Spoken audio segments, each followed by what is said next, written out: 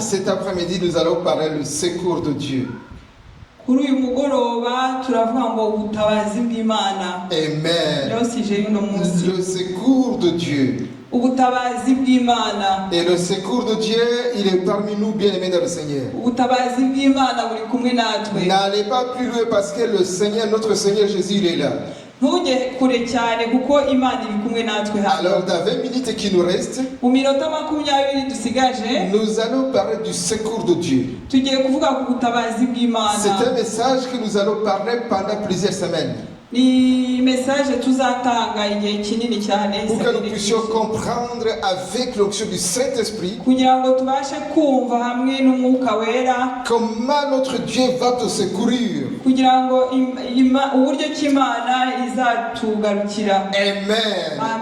Nous sommes dans le livre d'Esther, chapitre 4, versets 14 à 17. Dans le livre d'Esther, chapitre 4, versets 14 à 17. Nous allons lire la Bible au nom de Jésus. En effet,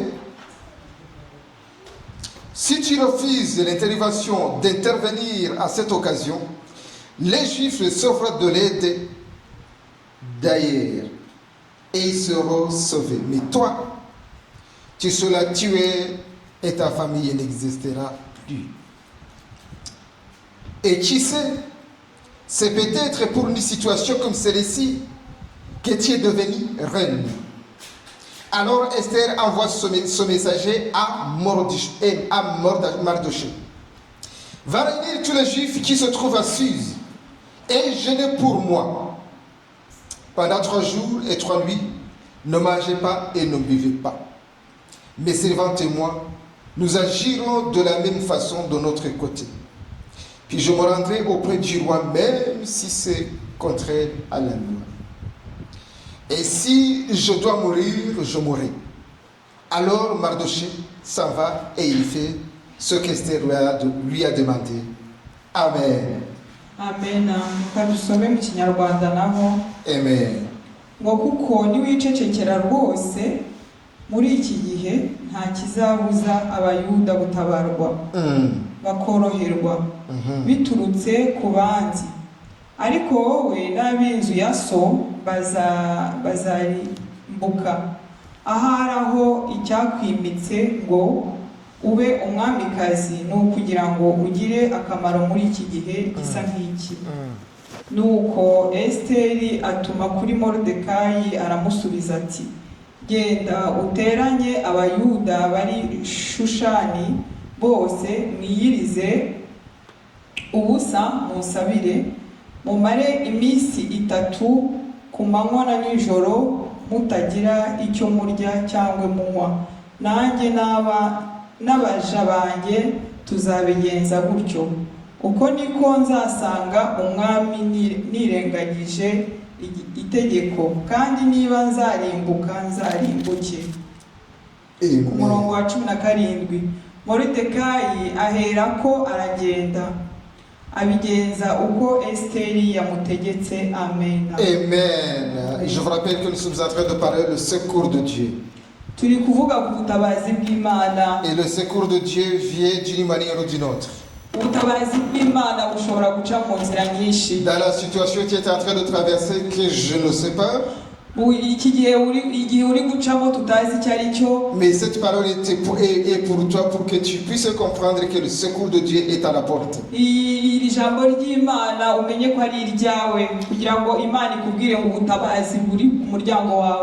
livre d'Esther nous relate une très belle histoire, une très belle histoire spirituelle.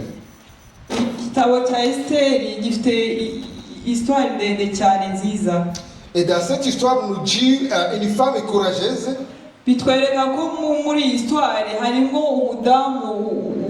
imbaraga z'Imana, Une femme qui n'a pas peur d'affronter une situation quelconque. umudamu udafite ubwoba kugira ngo yinjire ahantu hakomeye, Parce qu'il compte que sur son Dieu. kubera ko aratekereza gusa ku Mana yiwe niyo atekerezaho. Cette femme, il compte que sur son Dieu. Uyu mudamu atekereza gusa ku Mana ye. Cette femme, il dit, moi j'ai déjà prié, Uyu mudamu aravuga ngo jyewe namaze gusenga, mais quelle que soit la situation, uko ikintu cyaba kimeze je kose vais avancer, ndashaka kwigira imbere, je vais voir le roi, ndashaka kubona umwami, même s'il s'agit de mourir, nubwo byaba gupfa je dois mourir. ntacyo napfa. Bien-aimé dans le Seigneur, Mu Mana lorsqu'on vient de prier, iyo tumaze gusenga, la prière va dissiper, va rejeter la peur.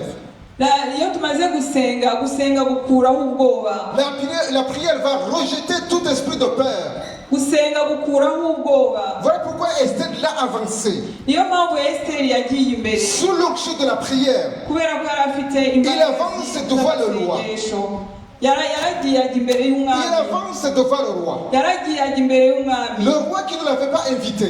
umwami atigeze amutumira, Esther il avance. ariko Esiteri yagiye Il comptait que sur son Dieu. yatekerezaga gusa ku Mana. Après avoir prié, Amaze gusenga il dit, je suis rempli aravuga ngo ndujujwe, de l'onction du Saint-Esprit, ndujujwe n'umwuka de wera, la bonté de Dieu, n'ubwiza bw'umwuka de wera, la grâce de Dieu. n'ubuntu bw'Imana. Donc cette prière Ayo masengesho va changer la nature de l'homme. birahindura kubaho k'umuntu. Bien-aimé dans le Seigneur, Mu Mana, laisse-moi te convaincre avec cette parole cet après-midi reka nkubwire kuri iri jambo uno mugoroba, que lorsque tu vas prier, igihe uri busenge, tu ne sortiras pas la même après avoir prié la prière. numara gusenga ntabwo uri busohoka uko waje, Tu ne seras pas la même personne. ntabwo usohoka ngo wa muntu Il uko y a waje. une onction qui va tomber, Hari umwuka wera uri une bukubeho, onction d'huile. hari umwuka w'amavuta uri bukubeho, Tu vas parler comme tu n'as jamais parlé. uri buvuge nkaho utigeze uvuga. Tu seras une personne resplendissante. Urongere urenuvere. Amen. Tu seras une personne qui va, lorsqu'on va te voir, Nibakubona on va voir le changement. barabona impinduka muri wowe. Alléluia. Haleluya. C'est ce qui s'est passé dans la vie d'Esther. Nicyo cyabayeho mu buzima bwa Esiteri. Après avoir, laisse-moi parler un tout petit peu de l'organisation de l'organisation du monde. Comment le monde il est. Reka mvugeho gatoya uburyo ki abo mu isi nyine biyorganiza. Le monde il se trouve dans un politique, dans un protocole organisationnel. Ubu isi igaragara muri politike. Politique, protocole, dans une organisation humaine. Iza organisation zose dukora nk'abantu. Alléluia. Amen. Mais Dieu, il est là pour surveiller que toi, à partir de l'organisation quelconque, c'est toi qui vas remporter la victoire. Ariko Imana iri aho ngaho. Amen. Tu allais acclamer le Seigneur. Amen. Et ce qui s'est passé, bien aimé dans le Seigneur, Ikintu cyabayeho. la Bible déclare dans le livre d'Esther, quand on commence tout au début, Muri gitabo cya Bibiliya cya Esiteri, Bibiliya iravuga ngo le roi a organisé une fête. umwami ngo yakoze umunsi mukuru. Cette fête, c'était pas n'importe quelle fête, c'était une fête qui durait 180 jours. Ni umunsi mukuru wagombaga kumara iminsi 180. Ça, c'est l'organisation humaine que nous avons dit tout à l'heure. Ibyo ni iby'abana b'abantu borganiza iminsi Dans cette mukuru. organisation humaine, muri organisation y'abana notre b'abantu Seigneur Jésus-Christ, il est là, il veille arahari. Umwana w'Imana arahari pour toi, bien-aimé dans le Seigneur. kubera wowe gusa. Alléluia. Haleluya. En 180 jours, ils sont finis. 180 yararangiye. Le roi, il devrait organiser, on devrait manger, danser, le roi, il devrait présenter sa politique. Umwami yagombaga kubyina, yagombaga no kuvuga politike yiwe, Politique économique.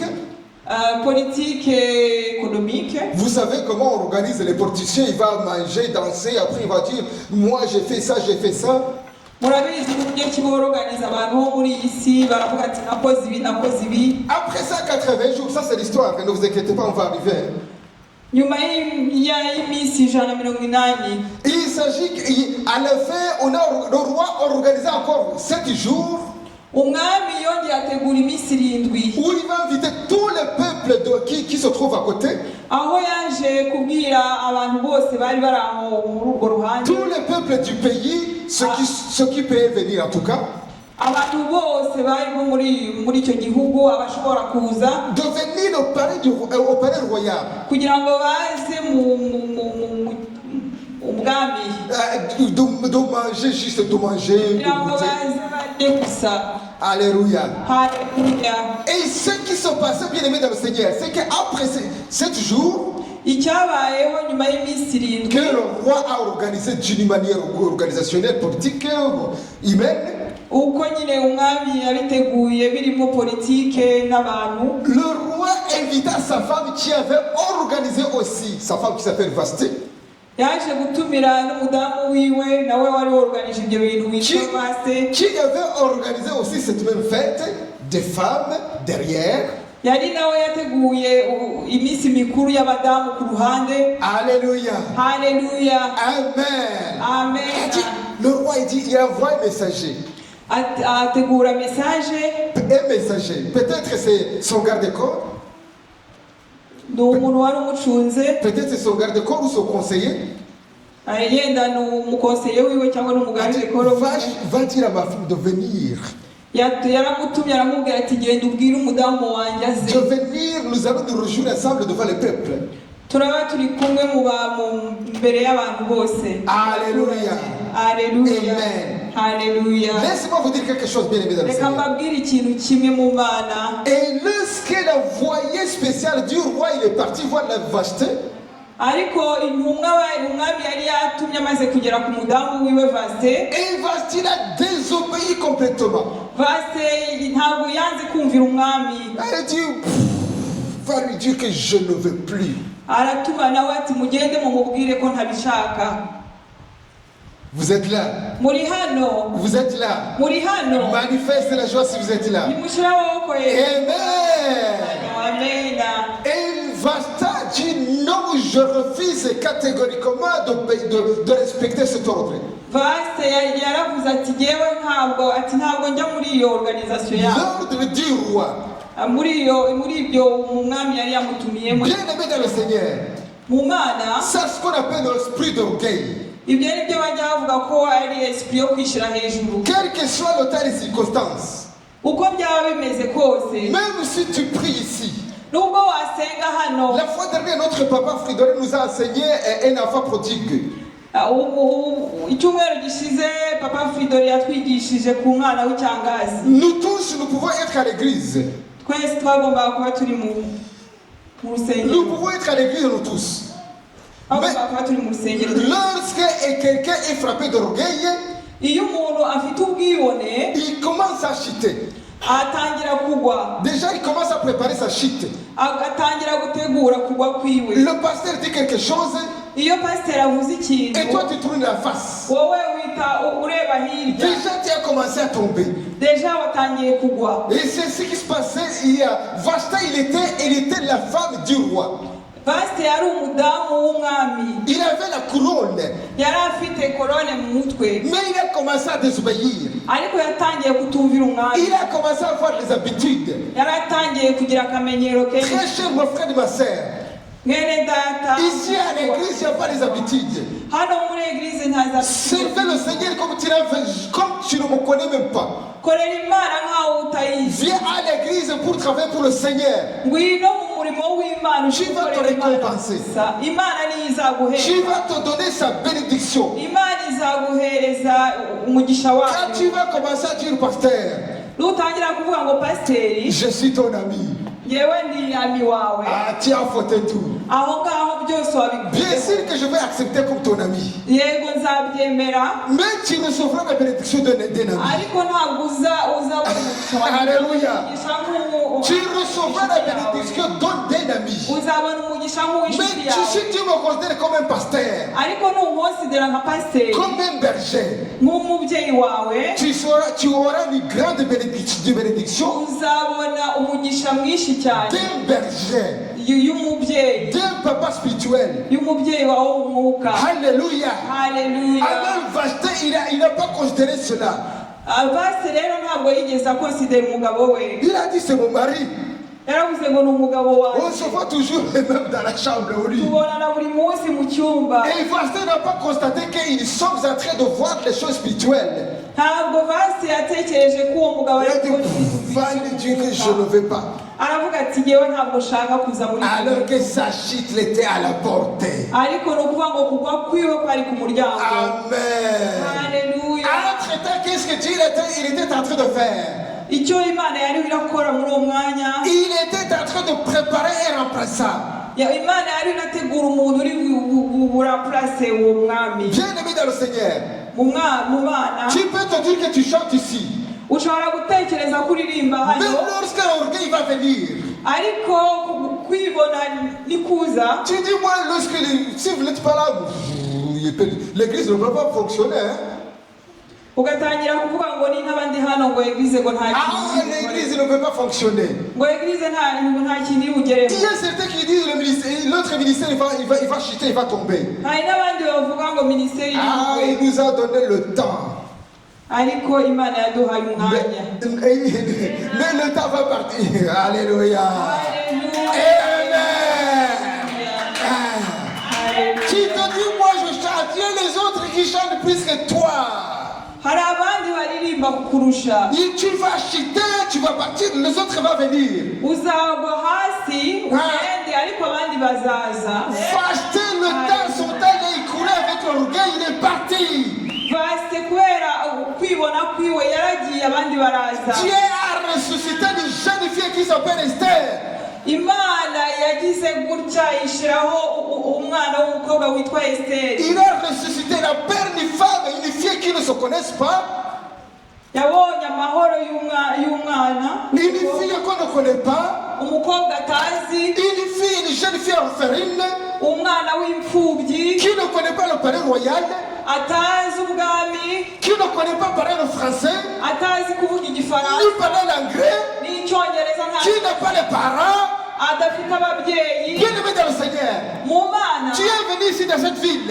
waje muri uyu mujyi, Personne ne te connaissait pas. nta muntu wari ukuzi, Personne ne te connaissait pas. nta muntu wari Mais ukuzi. laisse-moi te dire, ariko reka cet nkubwire, après-midi, uyu mugoroba que le Seigneur a prévu un plan merveilleux pour toi. ariko Imana hari icyo yateguye Les cyiza. personnes qui partent avec l'orgueil, abantu bafite ils ubwiyunge sont chutés baraguye, pour la gloire de Dieu. baraguye kugira ngo ubwiza bw'Imana buzamuke. Amen. Amen. Alléluia. Amen. Laisse-moi te dire ceci. reka nkubwire ikintu kimwe, Dieu, il voit combien de fois tu pleures. Imana izi uburyo ki uraruka. Cette jeune fille alphabète Esther, uwo mwana w'imfubyi Esiteri étrangère, yari umunyamahanga, étrangère que ne connaissait pas comment l'organisation fonctionne, yari umunyamahanga atazi en train de plaider devant son oncle Mardoché. ari kurira cyane imbere ya Maridoshe. Mardoché aussi qui était le gardien, le simple gardien. yari umuzamu wo Maridoshe, Il savait comment ça se passe. yari azi ukuntu ibwami bigenda. Alors lorsque les conseillers dans cette fête-là, ils disaient comment on va faire, comment on va remplacer la reine Vashti. abantu bashinzwe guhanura ubwo baravugaga ati se biragenda gute. Ils demandent à Vashti d'établir un décret loi. babwira Vase ngo yandike amahame. Écoute, ce décret, on va révoquer, on va destituer le trône de Vashti. ngo turakuraho ibyo bintu bya Vase. Alléluia. Amen. Est-ce que vous êtes là? muri hano, Vous êtes là? muri hano. Ah, amen. Amen. Amen, amen. Amen. Alors le roi, il va signer un décret. umwami ngo yaje On gusinya ayo chasse mahame. Vashti. aravuga ngo twirukane Vase. Il est sorti du palais. yavuye mu bwami. Le couronne l'a resté. koroni yarasize. Alléluia. Alléluia. Bien-aimé dans le Seigneur. mu bana Dans l'église sera une onction. hahandi hari umwuka Ce qui va dire je sais chanter, ngo nzi je kuririmba sais prêcher. nzi kubwiriza Non, ne venez pas à l'église comme ça, bien évidemment. ntuzaze muri eglise Ça, son message, il est très plan, il est capital. Hein. iyo ni message mbi cyane. Amen. Amen. Il ne caresse pas, hein. Ce message, il ne caresse pas ce matin. ntabwo iyi message iri kutukirigita. Alléluia. Amen. Parce que Vastil est sorti. Pasteur yavuye mu bwami. Alors le roi, toute l'organisation dit qu'est-ce qu'on va faire? Abantu bose bari baravuga ngo niki twakora. On va choisir une autre fille, une autre femme du roi. Tugiye gutoranya undi mugore w'umwami. Dont le roi lui-même sera le maître, sera l'arbitre. Ni ukuvuga ngo umwami we azaba ari kureba. Alors on organisait le concours. Bateranyije abantu On peut dire le concours de Miss, comme vous le voyez à la télé. ni nk'izariya konkuru tujya tubona muri televiziyo. On appelle dans les 120 provinces, 120 provinces ou préfectures. Bahamagara ijana na mirongo itatu ijana na makumyabiri y'amaprefecture. 5 filles, 10, 120 filles. Batanu, icumi, makumyabiri hariya. On devrait les donner tous les produits cosmétiques. Bagombaga kubahereza ibintu byo kwisiga. Les produits de beauté. Ibintu byo kwisiga. De maquillage. Kwimakiya. De maquillage, le lait, le parfum, tout. Amavuta, amaparufe byose. Alors le prophète qui vient de l'extérieur, Esther uturutse kure. qui n'a jamais mis le produit, le parfum, etc. Atarashiraho amaparufe cyangwa na Mais pourquoi j'aime Dieu? ariko we Alléluia. Toi tu vas venir avec le maquillage et tout. uzazana n'amamakiyaje hano. Mais Esther il va venir avec l'onction de la prière. Ariko Esther azana. Ah, tu allais dire Amen. Esther lui, elle va venir avec la prière. ariko Esther azazana umwuka w'amasengesho. Lorsque nous prions, bien aimés dans le Seigneur. Iyo dusenga mu Mana. Lorsque nous prions, Iyo dusenga. ce qui vient avec l'orgueil, Abazanye umwuka wo kwizamura. avec la beauté naturelle du charnel, na bote zabo shinde. tu vas dire, moi je suis belle. Hein? Ukavuga ati jyewe ndi mwiza. Lorsque le roi va me voir, il va trouver que je suis belle. Uko umwami ari butubone aravuga ngo turi beza. Laisse-moi te dire ceci. Reka nkubwire ikintu. Lorsque Dieu a prévu que c'est toi qui vas trôner, ariko Imana yavuze ngo ni wowe ugomba les yeux du roi ne te verront plus. nta kindi kintu wahindura. Amen. Amen. Lorsque ces femmes, ils ont défilé, iyo abo bagore batangiye kugendagenda. ils ont défilé, commencé à disant faire comme ça. batangiye kudefira bakora. Alors le roi il a fixé Esther. hanyuma umwami Il a dit, voici la reine. ati reba umwami Voici n'uriya. Esther. ati reba ni Remplie de l'onction. yuzuyemo umwuka w'Imana. Je t'exhorte par la compassion de l'amour du Christ cet uno après-midi, munsi ndakubwiriza mu mwami Yesu. d'être rempli de l'onction. reka umwuka wera ukuzure. Nous allons continuer le message plus tard. tuzakomeza mesaje Alléluia. yacu nyuma. Amen. Amen. Mais nous sommes en train de parler du secours de Dieu. turi kuvuga ngo ubutabazi bw'Imana. Le secours de Dieu vient que dans la prière. ubutabazi bw'Imana n'amasengesho. Quelle que soit la situation, uko byaba bimeze le kose. secours de Dieu vient dans la prière. ubutabazi bw'Imana n'amasengesho. Que le Seigneur vous bénisse abondamment. Uwiteka abahe Nous umugisha. allons prier. tugiye gusenga. Tendre Père, nous te disons merci. turagushimye. Merci pour cette parole. turagushimye kubwira ijambo. Que cette parole, mon Dieu, me voit parler tout et chacun de nous. iri jambo ribwire buri muntu uwo ari we wese muri twe. Afin que chacun de nous puisse être édifié. kugira ngo twese tuvugururwe. Alléluia. Amen. Seigneur, c'est toi qui as préparé le secours de ton peuple Dieu, de notre ministère. Mana ni wowe wateguye gutabarwa kw'abana bawe. De peuple de notre ministère, source de vie éternelle. kw'abana bawe uba source de vie éternelle. Oh Yahweh, tes peuples, ils sont assoiffés. abana bawe baranyotewe. Ils ont besoin de toi. bafite inzara n'inyota Ils yawe. ont besoin de ton secours. bafite inzara n'inyota yo gutabarwa kwawe. Oh, secours tes peuples, mon Dieu, mon roi. tabara abana bawe. Nous te faisons confiance, Yahweh. turakwizeye Par nos puissants de mu Jésus. izina rya Yesu. Amen. Amen. Amen. Amen.